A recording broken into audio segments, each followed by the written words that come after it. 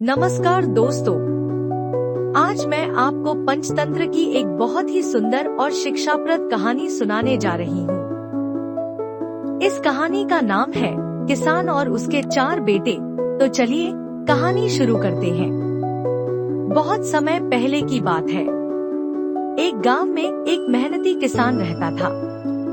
वह दिन रात मेहनत करके अपने परिवार का पालन पोषण करता था, लेकिन उसकी एक परेशानी थी।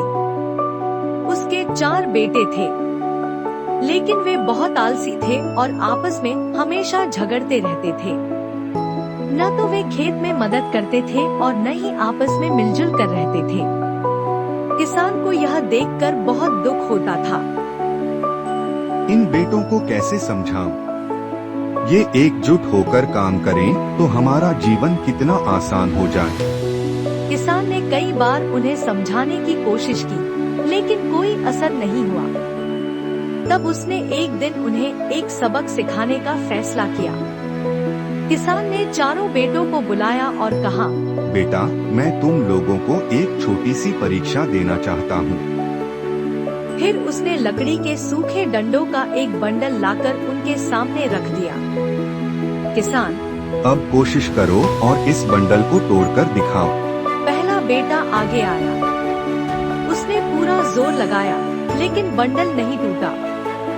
फिर दूसरा बेटा आया, फिर तीसरा और चौथा, लेकिन कोई भी बंडल तोड़ नहीं पाया। अब किसान मुस्कुराया और उसने बंडल को खोल दिया। उसने लकड़ियों को अलग अलग करके बेटों को दिया। फिर कहा, अब इन्हें तोड़ो। इस बार बेटों ने आसानी से लकड़ियां तोड़ दी। किसान, देखा बेटा, जब ये लकड़ियां बंडल में बंधी थीं, तो इन्हें तोड़ना कितना मुश्किल था।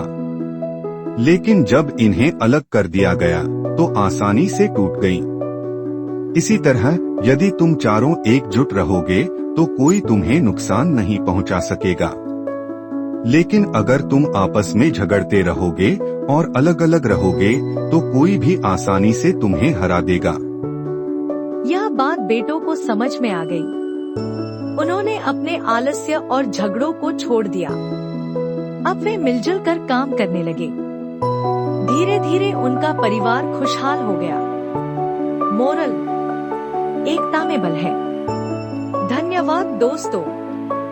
ऐसी और कहानियों के लिए हमारे चैनल को लाइक, सब्सक्राइब और शेयर करना न भूलें। मिलते हैं अगली कहानी में।